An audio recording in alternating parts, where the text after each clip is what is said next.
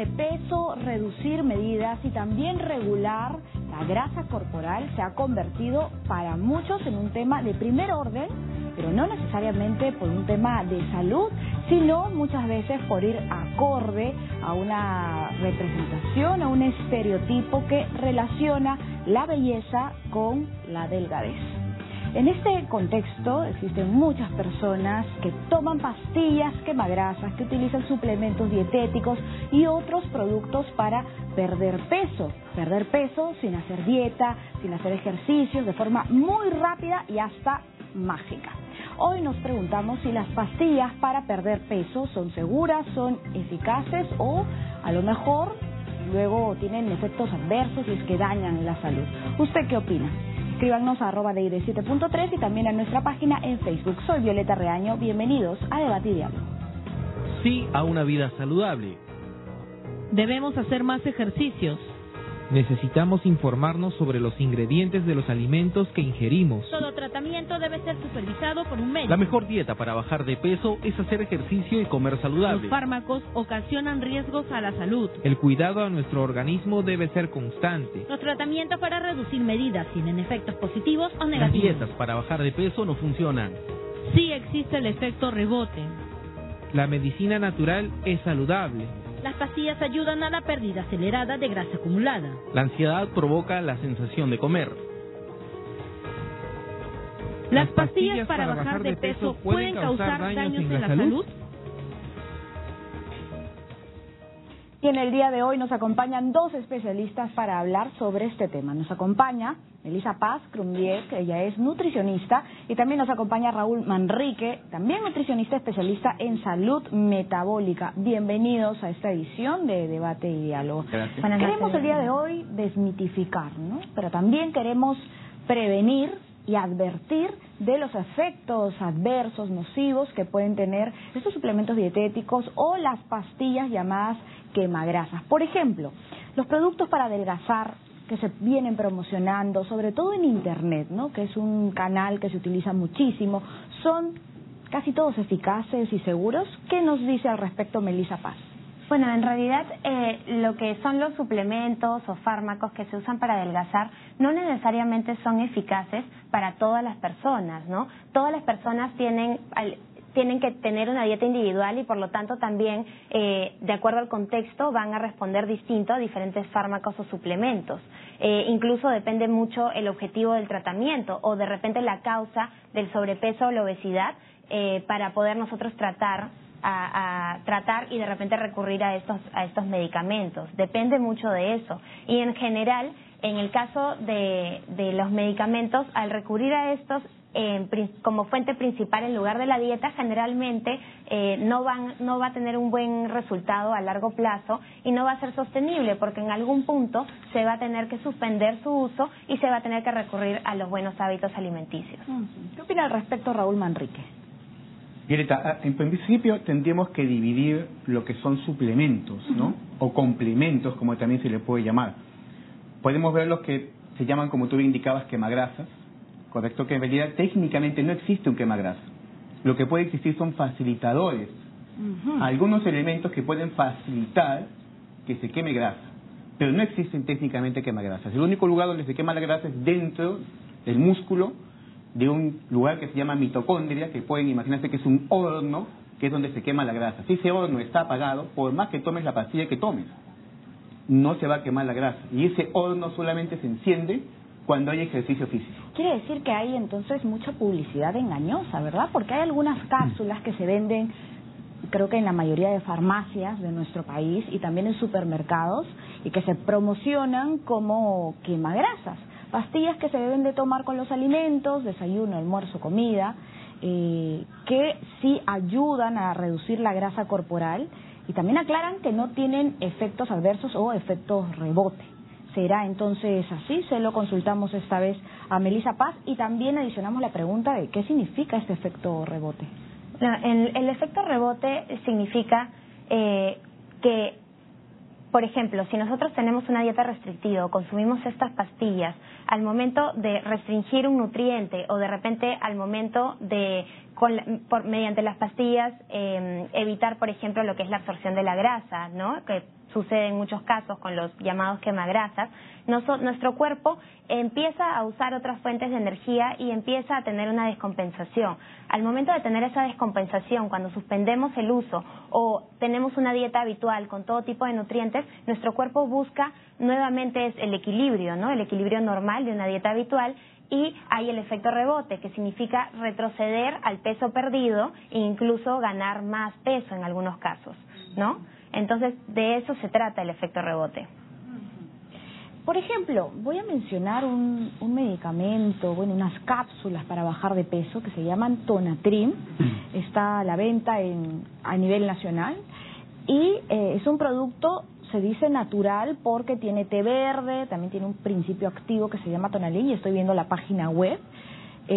Aclaran que no tienen ese efecto rebote, pero que sí reducen la grasa corporal. ¿Verdaderamente contribuye esa reducción de grasa corporal? Porque hay muchas personas que lo toman, a lo mejor comen un pollo a la brasa y luego se toman esta pastilla y dicen, bueno, ok, aquí ya quemé la grasa que ingerí.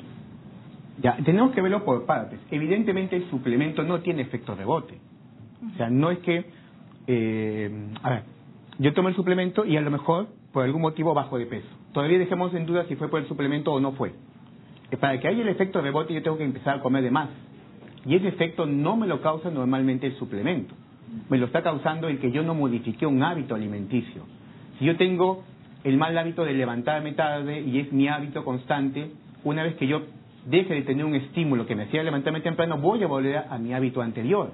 Igual pasa con la alimentación. Si uno vuelve a su hábito alimenticio anterior, como bien se decía, se va a volver a subir de peso. En principio, lo que se está confundiendo es lo que es quemagrasa con lo que es efecto lipolítico. Algunos suplementos tienen la capacidad de, digámoslo así, cortar la grasita que tenemos depositada en el abdomen, por decir, o en los brazos o en las piernas, la sacan a sangre para que puedan ser utilizadas. O sea, las ponen a disposición del cuerpo para que puedan ser utilizadas. Eso se llama efecto lipolítico. Claro, pero estamos hablando de un procedimiento quirúrgico. No. Hablamos de que se toma algo que puede ser este producto que tiene té verde y demás, que son facilitadores de la quema de grasa, repito. Entonces ponen a disposición del cuerpo la grasa, efecto lipolítico. Pero esa grasa llega a la mitocondria y no hay efecto quemagrasa porque esa mitocondria está apagada. Esa mitocondria solamente se enciende con el ejercicio físico. Entonces, si yo estoy sentado, tomo ese producto, voy a tener efecto lipolítico, voy a tener grasa en la sangre, lista para ser quemada, pero no va a ser quemada. Se va a movilizar esa zona y se va a reeducar en otra zona o en la misma zona y después de algunas horas, porque no fue utilizada como fuente energética. Entonces, lo que hay que diferenciar es efecto lipolítico de efecto termogénico realmente, o quemagrasa.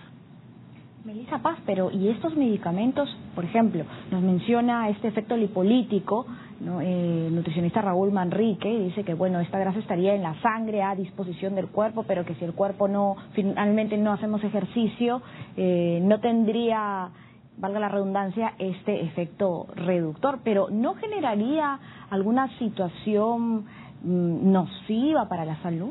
Bueno, en realidad con el Tonatrim, que está compuesto por ácido linoleico conjugado, que es también una grasa, no se ha visto efectos adversos, digamos, efectos adversos importantes a largo plazo. Sin embargo, sí, tampoco se ha visto efecto rebote. Sin embargo, sí se genera lo que justamente dice el doctor, ¿no? Que se reacomoda la grasa, pero no necesariamente hay una situación de quema de grasa. Entonces, de todas maneras, no se está entendiendo muy bien lo que hace el producto, ¿no? Entonces, ¿para qué sirve este producto? O sea, finalmente reduce las medidas, no reduce las medidas. Definitivamente sí hay una reducción de las medidas, pero siempre y cuando se acomode con una dieta digamos saludable y un estilo de vida saludable. Si es que uno no hace actividad física y uno no tiene una dieta saludable, no va a haber un buen funcionamiento del medicamento, del suplemento, digamos. Pero para que el público tenga un poco claro cuáles son los ingredientes o no, los componentes de este producto que hemos tomado como ejemplo, ¿podríamos decir que es 100% natural? Claro, en el caso del Tonatrim es 100% natural porque se extrae, ese ácido linoleico conjugado se extrae del aceite de cártamo y aparte contiene el té verde que también es natural. Sin embargo, estos alimentos se se extraen, ¿no? Se extrae el compuesto activo, por ejemplo, del aceite de cártamo, el ácido linoleico, y se conjuga en una cápsula. Por lo tanto, se exacerban los efectos que podrían tener si es que se consumen de manera natural. Raúl Manrique, pero si una persona tiene, por ejemplo, algún desorden nervioso y consume este tipo de pastillas, ¿podría estar generando una reacción adversa o no en un futuro?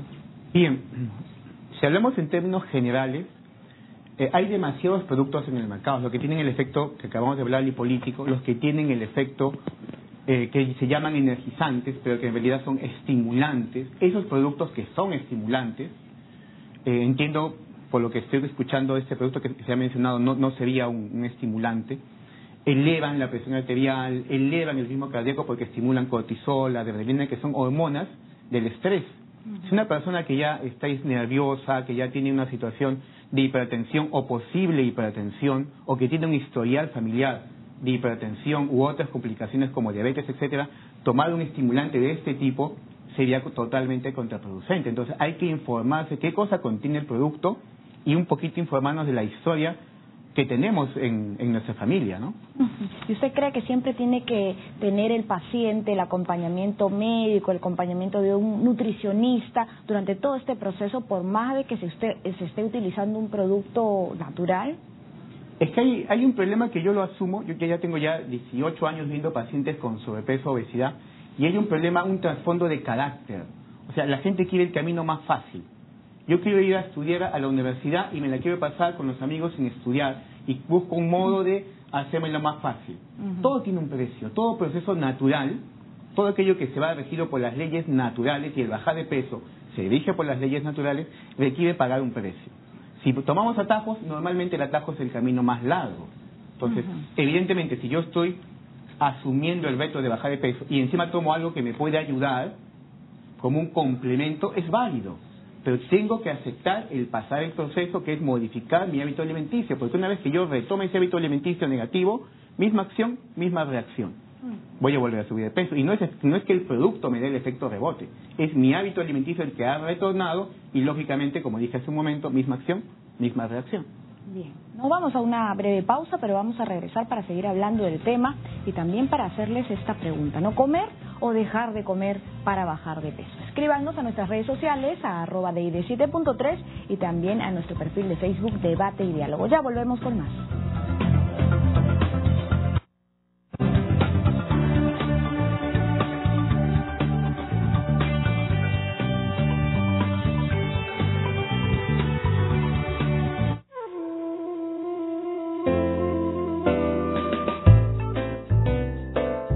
Letra de Fuego, con Raúl Toya.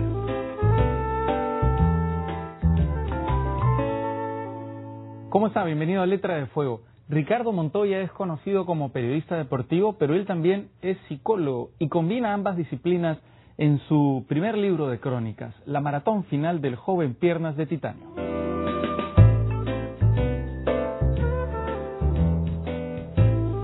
Amigos, La maratón final del joven Piernas de Titanio y otros textos del deporte y la mente es el extenso título de este libro que ha sido trabajado con inmenso cariño y que en el fondo reúne varias de mis pasiones. Es un híbrido de psicología, de literatura y por supuesto de deporte. Recoge anécdotas importantes de algunos escritores que se involucraron con el periodismo deportivo y también, por supuesto, de los verdaderos protagonistas de estas historias, los deportistas.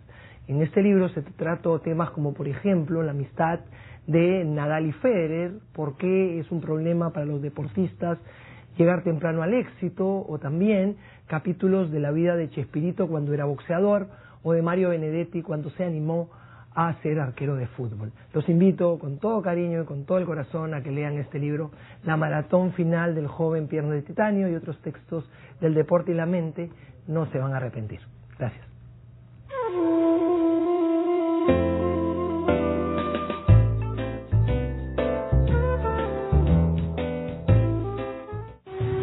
Los hechos más relevantes del acontecer nacional y mundial son llevados a su pantalla en una nueva señal informativa. Un grupo de especialistas de la información trabaja las 24 horas del día para que usted conozca a profundidad las noticias que afectan su vida diaria y contadas desde una perspectiva diferente. 7.3 Noticias, la información que necesita.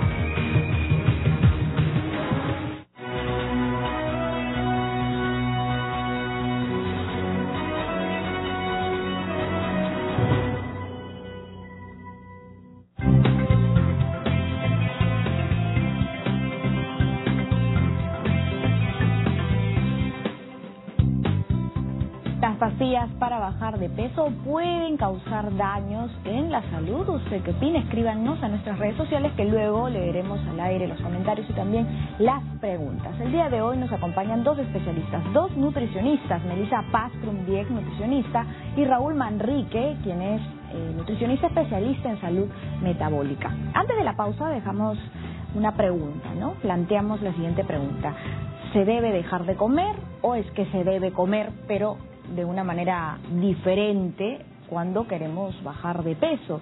¿Qué nos dice al respecto Raúl Manrique? Ya, tu pregunta es clave. Tenemos que partir de este concepto.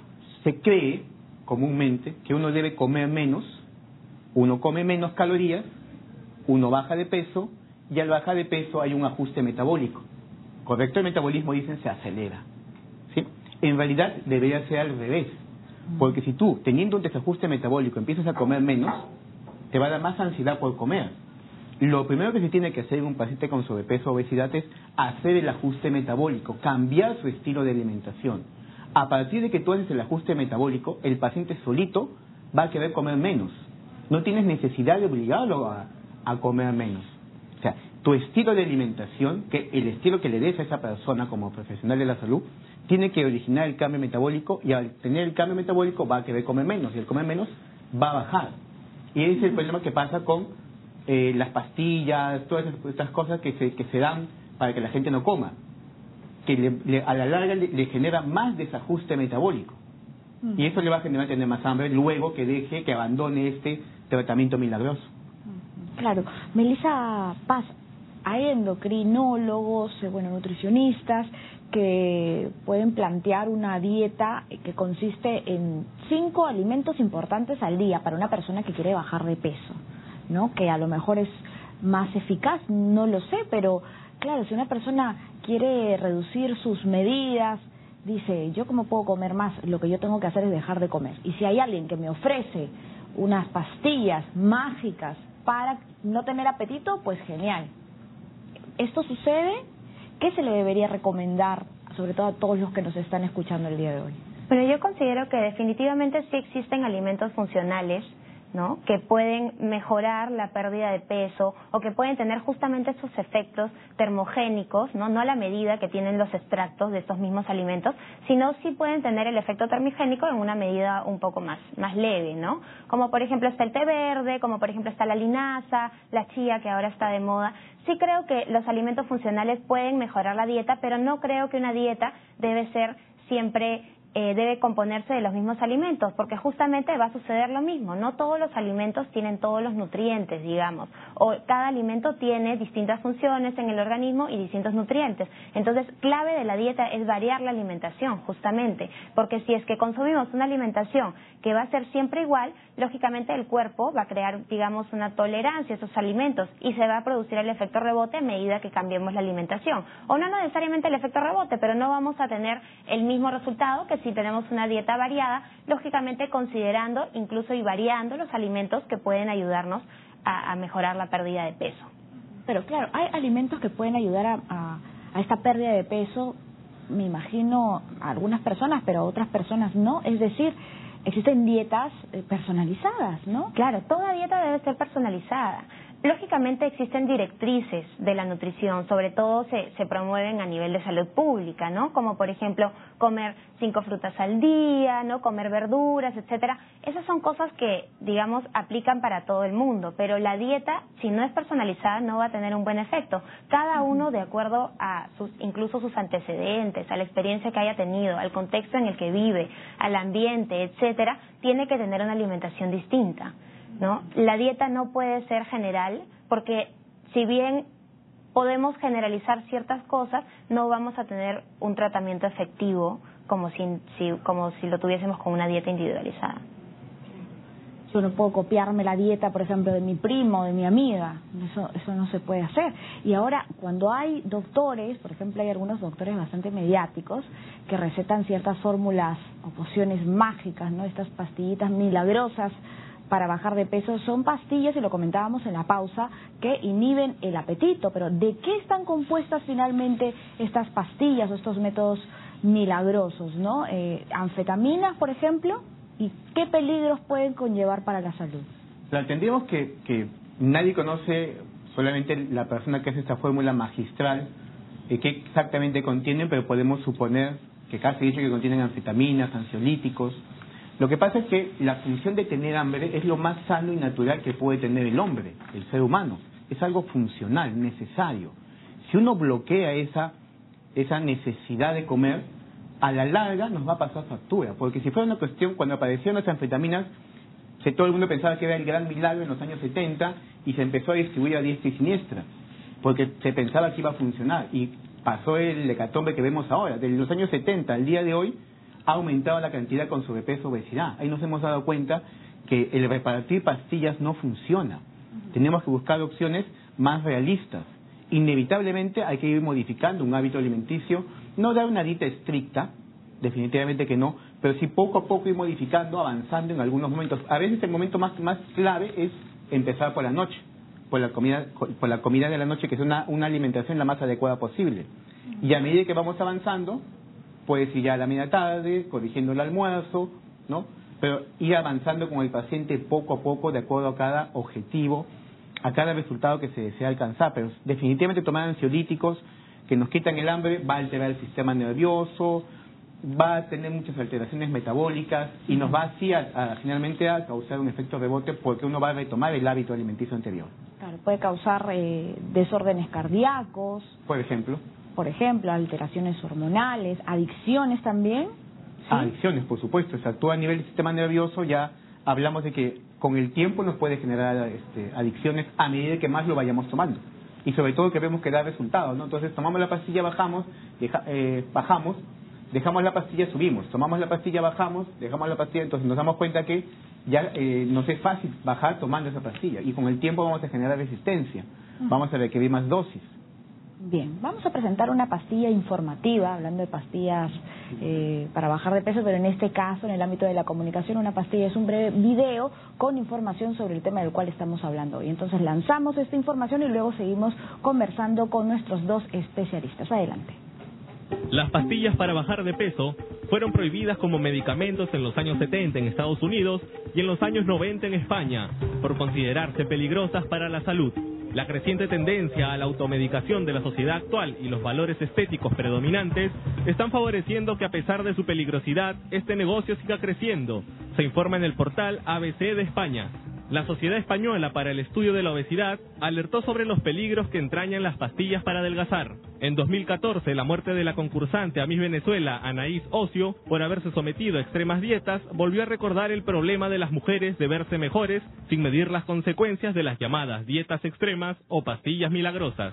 La Organización Mundial de la Salud pretende que se difunda la educación a toda la población en ese sentido, pues 60% de las muertes a nivel mundial son por causa que tienen que ver con la alimentación, falta de ejercicio y un estilo de vida poco saludable.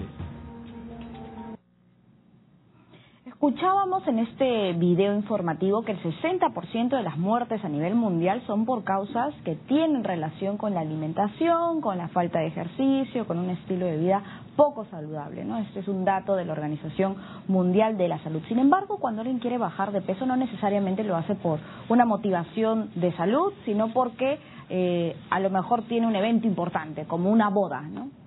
Si es que no es, por ejemplo, no son los protagonistas de la boda, a lo mejor son los invitados, pero quieren estar delgados, ¿no? Entonces esto tiene una relación con estos cánones de belleza, con este estereotipo que yo mencionaba al inicio del programa, que relaciona la belleza, pero también el éxito con la delgadez. Seguramente, no lo sé, y se lo voy a preguntar a Melissa Paz, en algún momento se ha acercado a algún paciente o alguna paciente comentando, bueno, tengo sí, tengo el matrimonio de mi hermana la próxima semana, necesito como sea bajar por lo menos 2 kilos en una semana?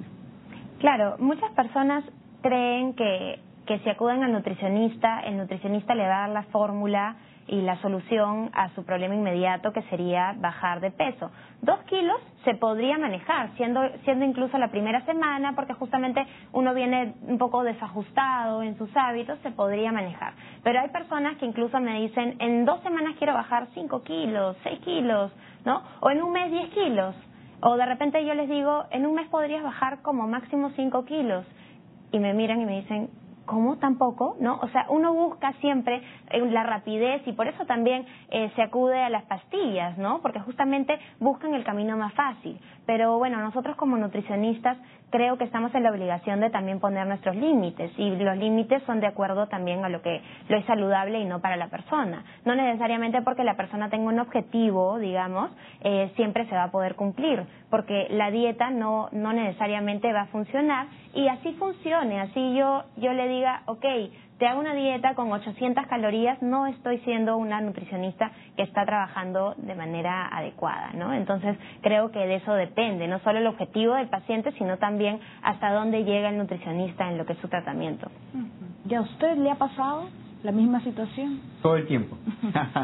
Nos pasa todo el tiempo, y el trabajo de nutricionista a veces es más de psicólogo, de hecho que sí, que netamente nutricionista, ¿no? Porque es hacerle entender a la persona que sí se puede bajar 1 o 2 kilos en una semana al inicio, pero luego tenemos que ir al ritmo que nos imponga nuestro cuerpo. O sea, no podemos obligarle a nuestro cuerpo a bajar de peso más rápido, porque si lo intentamos, a lo mejor lo conseguimos, pero eso va a tener un precio. Y ese precio mayormente es aumentar el desajuste metabólico con el que ya veníamos. Yo tengo a veces pacientes que vienen un año y teniendo 5 o 6 kilos de exceso y que quieren bajarlo, se les da un plan de alimentación, se desaparecen, regresan a los 5 años con 15 kilos de más.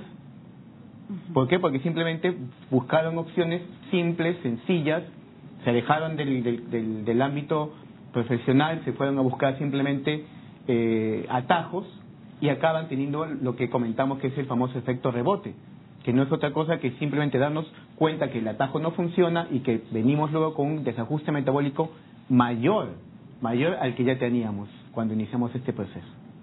Ahora, en el video que nosotros presentamos mencionaban que en Estados Unidos, que en España habían ya prohibido la venta, y también alertaban sobre estos suplementos no autorizados, sobre estas pastillas para adelgazar, que combinan anorexígenos como derivados de anfetaminas, ¿no? Bloqueadores beta, que son medicamentos para finalmente suprimir el apetito, ¿no? Suprimir el hambre. Aquí en el Perú ya se ha hecho también una advertencia parecida. ¿Tenemos algún caso de algunos medicamentos que se han prohibido, Melissa Paz? Claro, por ejemplo, en el caso de la sibutramina. La sibutramina se veía que podía producir aumentos en la presión arterial, incluso ataques cardíacos, y se eliminó y se suspendió la venta de todos los productos que contenían este compuesto, ¿no? O, por ejemplo, también hablamos del efedrín, que también se suspendió en lo que es Europa, por ejemplo, y también se ha suspendido acá en el Perú. Son medicamentos que justamente se usaban para reducir peso, pero que los efectos adversos sí se podían ver incluso a corto plazo, y que generaban pues problemas y daños en la salud. Pero están regulados, por ejemplo, todos estos fármacos. ¿Qué hay de los suplementos? Bueno, en realidad lo que son los suplementos tienen una regulación un poco más digamos, leve que la de los fármacos. Cuando hablamos de suplementos hablamos normalmente de nutrientes, de conjunto de nutrientes. A veces me ocurren algunos batidos de algunas marcas muy conocidas, ¿no? Claro. Algunas personas los toman reemplazando un almuerzo, una cena, claro, un desayuno. Si bien, por ejemplo, esas empresas gastan dinero haciendo investigaciones para probar sus productos, digamos, y en algunos casos los resultados son positivos, no necesariamente se exige, por ser nutrientes, se exige que esas investigaciones se generen a largo plazo, o unas investigaciones un poco más exhaustivas sobre los productos productos, entonces corremos un poco el riesgo de que estos productos sean dañinos para nuestra salud o que el conjunto de todos estos nutrientes o el conjunto de ciertos suplementos sean dañinos para nuestra salud. Lógicamente que si es que se ve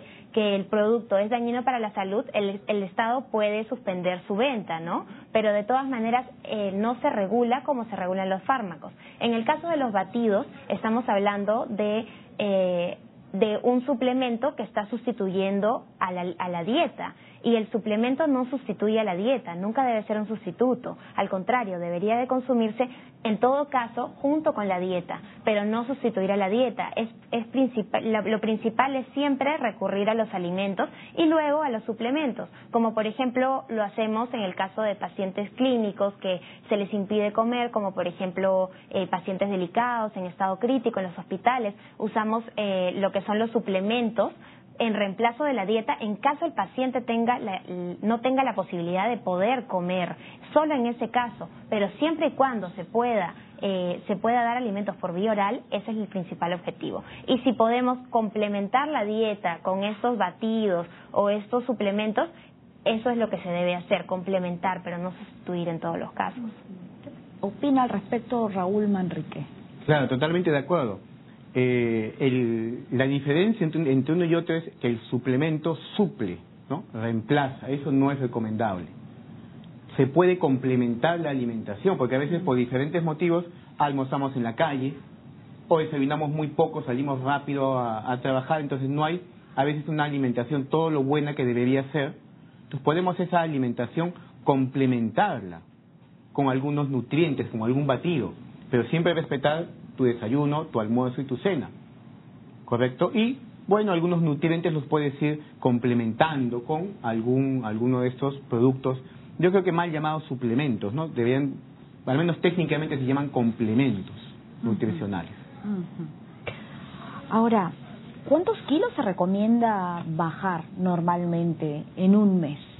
Porque antes lo hemos mencionado, ¿no? En una semana, y a mí me ha llamado la atención, se podía bajar hasta 2 kilos, que me parece, es algo muy personal, bastante, ¿no?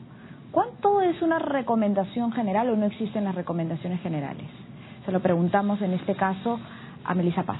Bueno, yo creo que la pérdida de peso depende mucho también de la persona, así como la dieta debe ser individualizada, los objetivos también deben ser individuales de cada persona. Depende mucho del peso inicial que se tenga para poder establecer las metas, ¿no? Lógicamente una persona que está más cerca a su peso ideal va a tener más dificultad, no necesariamente dificultad, pero va a bajar de manera más lenta, ¿no? Versus una persona que tenga de repente una obesidad mórbida en la cual 5 kilos no suponen una gran pérdida de peso, ¿no? Entonces depende de eso. Y también depende mucho de los hábitos con los que ya llegue a la terapia, al consultorio, ¿no? Y del estado de salud que tenga.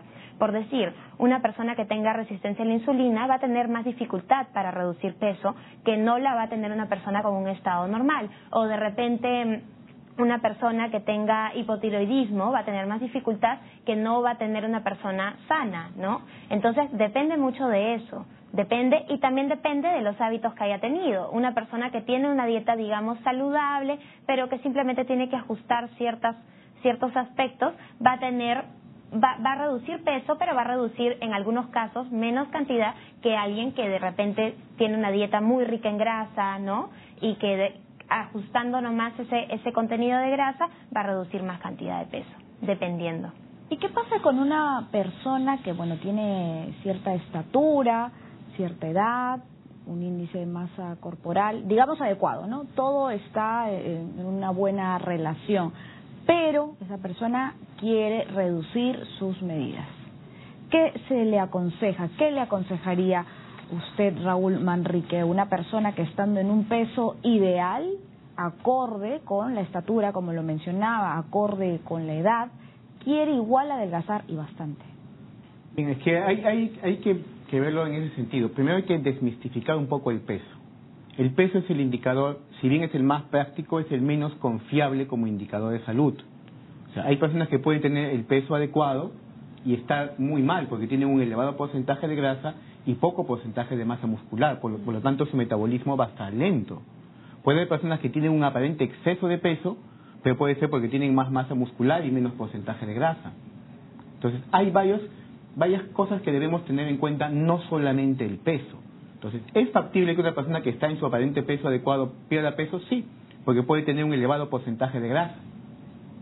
¿Correcto? Entonces, pierde grasa y la grasa lógicamente que pesa, entonces puede empezar a perder peso. Pero lo ideal es que a medida que se pierde grasa, se vaya compensando en cierto porcentaje, y el porcentaje depende de cada caso, con masa muscular. Para eso se requiere inevitablemente ejercicio físico. Ninguna persona totalmente sedentaria puede ser sana. O sea, es inevitable el ejercicio físico. Y el ejercicio físico habitual. Entre sesión y sesión de ejercicio no debería haber más de 48 horas cuando uno busca un resultado específico, como el perder grasa o aumentar masa muscular. Entonces, se tienen que ir sumando no solamente indicadores de alimentación o indicadores de peso. Hay indicadores como la capacidad máxima respiratoria, el VO2 máximo, que nos determina, de alguna manera, digámoslo así, la capacidad que tenemos para quemar grasa. Hay personas que están en tan mala condición física que no tienen casi nada de su VO2 máximo, su capacidad máxima de quemar grasa está muy abajo. Entonces, por más que hicieran ejercicio, no van a quemar mucha grasa en las primeras semanas. Van a quemar grasa a medida que vayan rompiendo esa inercia. Lo que mayormente una persona con obesidad o con mucho sobrepeso pierde en las primeras semanas perdón, es básicamente líquido, ¿no? Entonces, parte de esos 2 o 3 kilos que se puede perder durante la primera semana, en alto porcentaje es líquido, que ha estado reteniendo. Entonces, hay un poquito también es el sesgo con la pérdida de peso, ¿no? Claro, entonces, una pérdida de peso saludable también tiene relación con esta pérdida progresiva, ¿no? Y que tiene que ir combinándose con una vida no sedentaria, con ejercicios.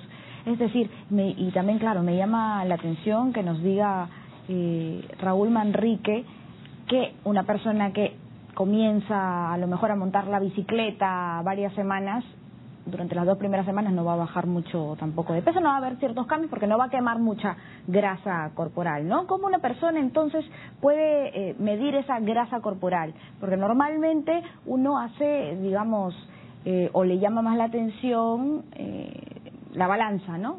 Me peso, me subo a la balanza, ya, peso 70 kilos, 80 kilos, 90 kilos. Y deberíamos comenzar ya a desmitificar la balanza. ¿Cómo lo hacemos, no? ¿Cómo medimos esa grasa corporal, Melissa Paz? Bueno, en realidad los métodos más usados son la bioimpedancia, ¿no? Que incluso se incluye ya en las balanzas comunes, en las balanzas de baño, que es la medición de la grasa a través de la resistencia que generan ondas eléctricas en nuestro cuerpo entre agua y lo que es grasa corporal, ¿no? Agua significa músculo y grasa corporal, bueno, grasa, digamos, donde hay resistencia es la grasa corporal. Así lo mide la bioimpedancia. Para la bioimpedancia hay que tener ciertos factores, que hay que considerar ciertos factores, como por ejemplo el estado de hidratación, como por ejemplo la hora del día en la que se toma la grasa, se mide la grasa, como por ejemplo si es que se hizo ejercicio anterior o no, porque justamente hay una acumulación que está muy relacionado con lo que es la hidratación. Un método más certero es lo que es la medición antropométrica por un caliper, ¿no? Que es una herramienta que usamos nosotros para medir la grasa que toma los pliegues cutáneos del cuerpo y de esa manera tomamos un porcentaje de acuerdo a la medición. Y eso es más certero porque, claro, independientemente de lo que hayamos comido o de lo que hayamos tomado, vamos a tener siempre un resultado, ¿no? Entonces, esas son las 2 maneras de medir la grasa. De todas maneras, la bioimpedancia nos aproxima al resultado. Si nos aproxima al resultado, entonces es una medida más rápida, pero más exacta es la del caliper, ¿no? ¿Y qué hay con esa grasa abdominal que es tan difícil de perder, Raúl Manrique? Hay personas que utilizan cremas reductoras, fajas y hasta yesos, ¿no? Yesos en la cintura. ¿Son eficaces? ¿No? Perdón. Bien, lo que tenemos que ver, diferenciar 2 cosas. Una es la grasa extraabdominal, la que podemos sentir, la que podemos tocar, y otra es la grasa intraabdominal. Son 2 tipos de grasa. Cuando yo a veces se mide con plicómetro, con caliper, con adipómetro, son los nombres que a veces se usan, se mide el pliegue de grasa abdominal. A veces personas que tienen mucho abdomen prominente, no tienen mucho pliegue de grasa, o sea, tienen poca grasa extraabdominal. Más que nada está dentro protegiendo las vísceras, por decirlo así, ¿no? Entonces, ese es el tipo de grasa más peligroso, porque ya te indica un desorden metabólico, un posible síndrome metabólico, una posible diabetes o prediabetes, etcétera, etcétera. Hay que ver el historial del paciente ahí. Entonces, esto con yeso ni con crema se va a solucionar, ¿correcto? Lo que puede hacer la crema es deshidratar un poco la piel y hacer que baje. Lo que puede hacer la crema es generar el efecto lipolítico que hablamos hace un momento, pero no va a quemar la grasa. El único lugar donde se quema la grasa es en el músculo. Y por más que yo me eche cualquier crema, mientras que no haga ejercicio físico, mientras que no mueva el músculo, ese motor es como que tengo mi carro apagado. Y si el carro está apagado, no está quemando gasolina. Si el músculo no está en movimiento, no está quemando grasa. Y el único sitio donde se quema grasa es en la mitocondria. Y quien más mitocondrias tiene es el músculo. Entonces, por más crema que yo me eche, lo que he hecho es generar un efecto con suerte, un efecto lipolítico. Los ácidos grasos libres salieron a sangre a dar un paseo, prácticamente, y luego van a volver a ubicarse en el tejido adiposo subcutáneo, que es el que tenemos acá, ¿no? Externo, y más nada. No he conseguido más nada con esa famosa crema o con ese yeso. Entonces, no hay una base científica en todo ello más que la deshidratación y, como dije hace un momento, el efecto lipolítico, que no es quema grasa. Vamos a un breve corte en debate y diálogo, pero regresamos para continuar dialogando sobre este tema. Ya nos han llegado algunos comentarios y también preguntas, así que tras la pausa lo comentaremos con nuestros especialistas. Hacemos un corte y regresamos.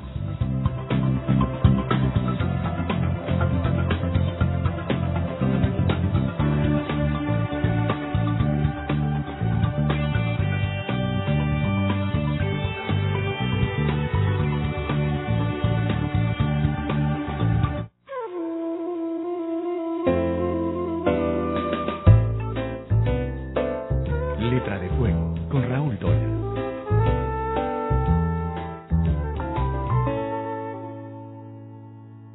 ¿Qué tal? ¿Cómo está? Bienvenido a Letra de Fuego. Carlos Contreras y Marina Zuloaga hacen un gran esfuerzo por condensar la historia del Perú y permitir que la conozcamos incluso en nuestros ratos libres. Resultado es Historia Mínima del Perú.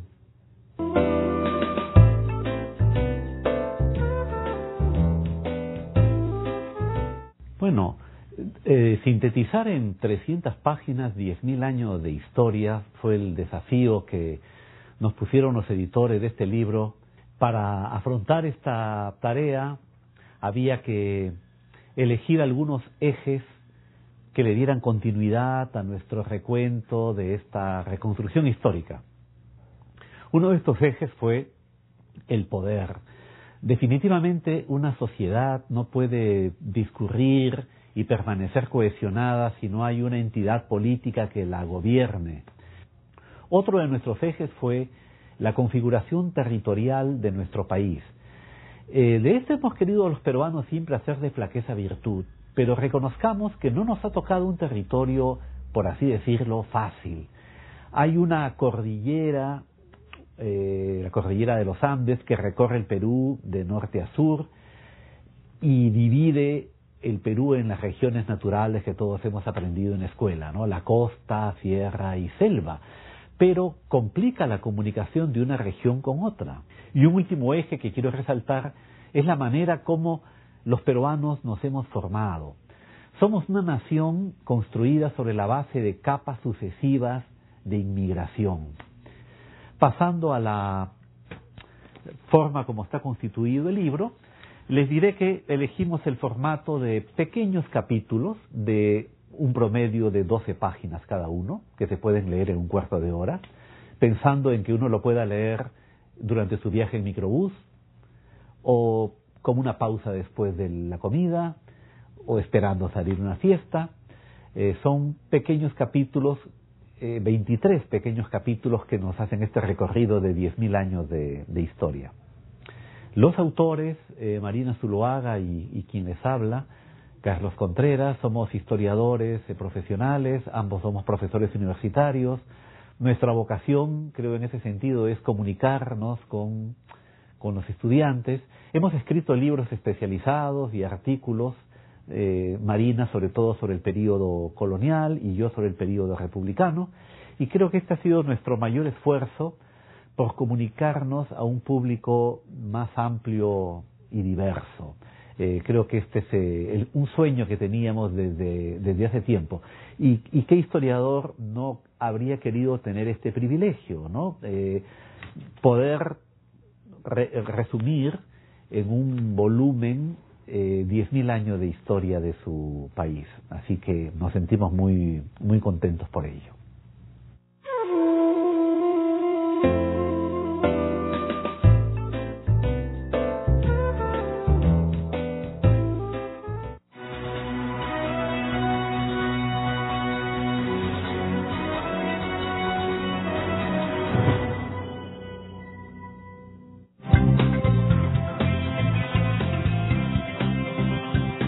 De vuelta con Debate y Diálogo. El día de hoy nos acompañan dos nutricionistas, Melissa Paz Krumbieg y Raúl Manrique.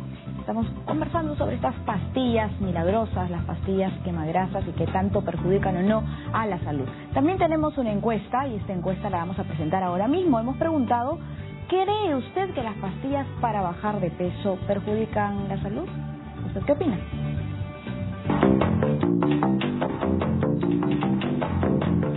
Al punto donde sé, claro, obviamente, ¿por qué? Porque tiene bastante químico. Y usted sabe que lo químico nos perjudica bastante, de una de otra manera. Te ayudan a bajar de peso, luego dejas de tomar, las consecuencias son fatales. Lo más importante, si uno quiere bajar de peso, es controlar la comida, dejar de comer todo lo que es carbohidrato, dejar de comer arroz, comer bastante, todo lo que es verdura, fruta, y eso te va a ayudar a bajar de peso naturalmente. Sí, creo. Choca el organismo, me imagino. Ah, por supuesto. Sí, porque son químicos, ¿no? Prefiero bajar natural que tomarme una pastilla. Por supuesto. Bien es natural. Para eso existen muchos productos, ¿no? Cremas y también hacer dieta. En exceso. Porque si es natural, la verdad que no hace efecto. No tanto mi señora, por ahorita mi señora. La había estado tomando y no le estaba haciendo efecto. Y si recurres a lo que es lo genérico, eso lo de medicina tradicional, normal, hace daño. O sea, te hace una cosa, pero te cura una cosa, o te puede estar haciendo efecto una cosa, pero te está maltratando otra cosa. Pienso que sí, porque uno se hace dependiente de la pastilla y cuando deja de tomarlas vuelve otra vez a lo mismo. Y si tomas esas pastillas tienes que seguir un régimen y no es solo tomar y feliz, no. Sí, porque te da el estómago, pues, ¿no? Creo que hay otras cosas mejores para bajar. Hacer una dieta sana también, más que todo, ¿no? Bien, esta ha sido la percepción en las calles de Lima sobre este tema. Le vamos a consultar a Melissa Paz qué le ha parecido esta encuesta. Bueno, en realidad todos tienen algo de razón, ¿no? Siempre hay que acompañar, lo principal de la alimentación es una dieta. Si es que en caso tomamos la decisión de consumir estos pastillas o suplementos, no van a tener un buen efecto si es que no los acompañamos con la dieta, ya sea por el efecto rebote o ya sea, por ejemplo, por el caso del Tonatrin, de que igual se necesita la actividad física para que funcione correctamente y así, ¿no? Entonces, sí tienen todos tienen la razón de que la dieta es lo principal para una buena nutrición y un buen estado nutricional y corporal, ¿no? ¿Qué nos dice Raúl Manrique? Porque comentábamos también que sí, la gente que nos ha contestado esta encuesta tiene información pero no la aplica. Y eso es más o menos como todo el mundo sabe que debe cruzar la calle por donde debe cruzarla, pero nadie lo hace. Entonces eso nos pasa con frecuencia. Lo tenemos intelectualizado, o sea, lo sabemos intelectualmente, pero no lo hemos interiorizado como un hábito. Entonces, la palabra hábito, hay un libro que a mí me encanta muchísimo, se llama Los 7 hábitos de la gente altamente efectiva, de Stephen Covey, que me parece un libro espectacular, que habla justamente de eso, de cómo uno genera hábitos en base a leyes naturales.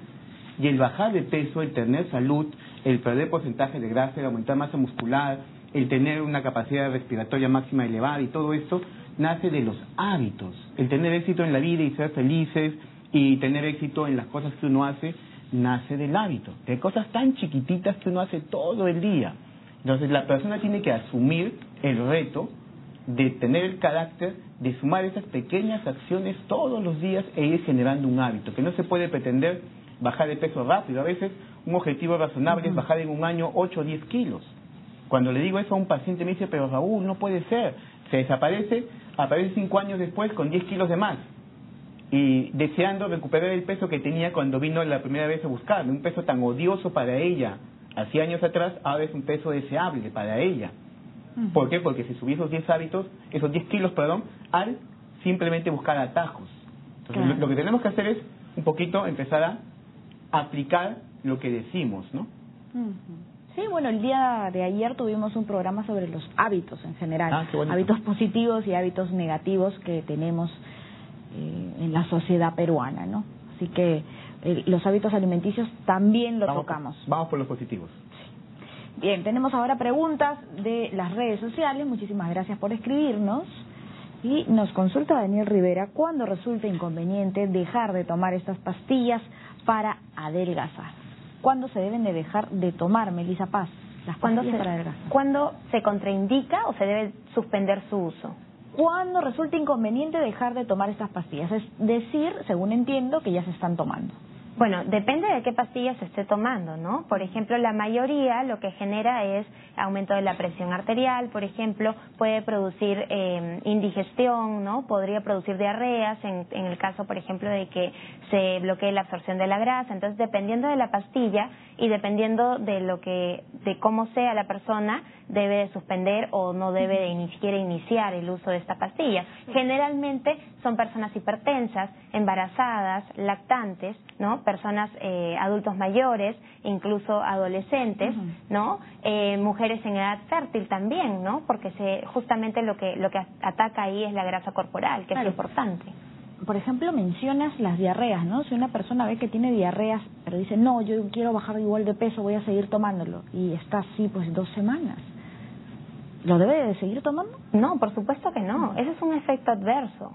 Definitivamente se van a tener, por ejemplo, heces más sueltas, porque claro, la grasa va a disolver las heces, pero si es que se tienen diarreas prolongadas hay que suspender el consumo, incluso ni siquiera hay que iniciar el consumo de esos suplementos o pastillas. ¿Por qué? Porque va a malograr lo que es la flora intestinal y va a conllevar a muchos otros, por ejemplo, una deshidratación, un trastorno hidroelectrolítico, muchos otros trastornos o consecuencias más peores, ¿no? Que las del inicio. Las pastillas para adelgazar, nos pregunta Jimena Cáceres, ¿afectan el sistema hormonal de la mujer? Raúl Manrique, ¿qué le contestamos? Bueno, es que eso de pastillas para bajar de peso es tan genérico, pero sí, muchas de ellas van a afectar el sistema hormonal femenino, que es tan delicado. O sea, ya de por sí el sobrepeso, que está mayormente originado por una resistencia a la insulina, va a afectar el ovario, y al dañarse el ovario va a aumentar la producción de testosterona. Al aumentar la producción de testosterona tenemos mujeres que tienen vellito, tienen bigotito, cambios de humor, periodos irregulares, con mucho dolor, mucho sueño después del almuerzo, una serie de sintomatología muy típica en lo que se conoce como síndrome de ovario poliquístico. Y si esa persona ya tiene o está empezando a tener todos estas desbalances, esos desajustes metabólicos que hace un momento mencionaba, y encima le das otro elemento externo que le va a ocasionar más desajuste metabólico, vamos a ir de mal en peor. Tenemos que ir a la raíz del problema, que es el desajuste metabólico, no aumentarlo, sino más bien empezar a controlarlo. Bien, tenemos otra pregunta de Luisa Ábalos. ¿La medicina ha encontrado algún fármaco o método que permita bajar de peso de inmediato y saludablemente? ¿Qué nos dice Melissa Paz?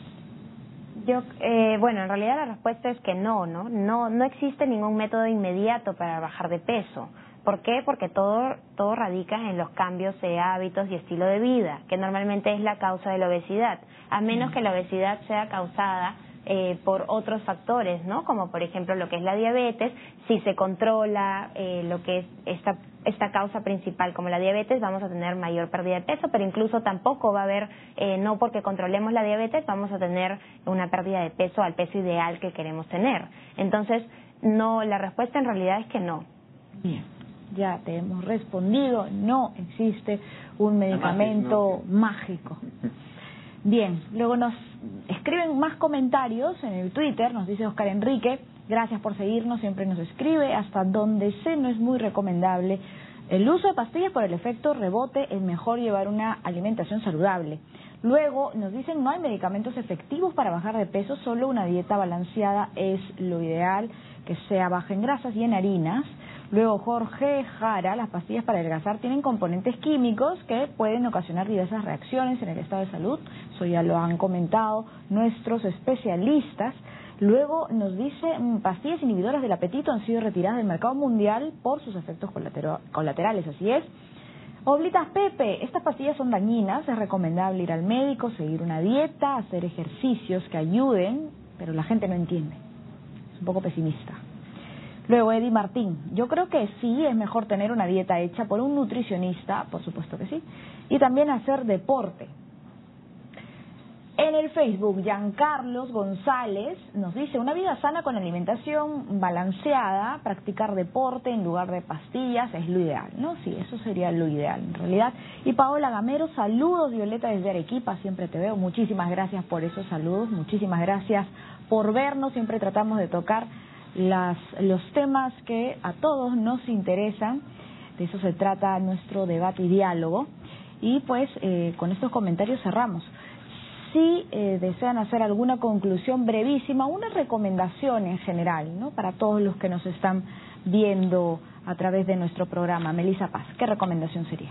Justamente, ¿no? Que dejen de tomar la vía rápida para la pérdida de peso y que cambien los hábitos y cambien el estilo de vida desde el origen, ¿no? Si dejen de decir, tengo obesidad, ¿no? Tengo riesgo a tener diabetes y no actuar, ¿no? Es importante que la gente se concientice y cambie los hábitos y mejore su estilo de vida, tanto en dieta como en la actividad física. Y recurra a profesionales en el caso sea necesario. Sobre todo. Raúl Manrique. Entender que el bajar de peso es un proceso y que el comer, el alimentarse es un placer. Entonces uno no puede bajar de peso sin comer o comiendo poco. Uno debe bajar de peso comiendo rico, agradable, pero de manera inteligente. Y para eso siempre se va a requerir la asesoría de un profesional que sea especialista en ese campo. Bien, muchísimas gracias por este comentario, Melissa Paz y también Raúl Manrique, ambos nutricionistas. Gracias. Es verdad, no existen estas fórmulas mágicas, no existen estas pastillas que den una solución sin sacrificios. Lo ideal es practicar ejercicio, como lo han dicho nuestros dos nutricionistas invitados el día de hoy, llevar una alimentación sana y también equilibrada. Gracias por acompañarnos y recuerde que el debate también es diálogo. Chao.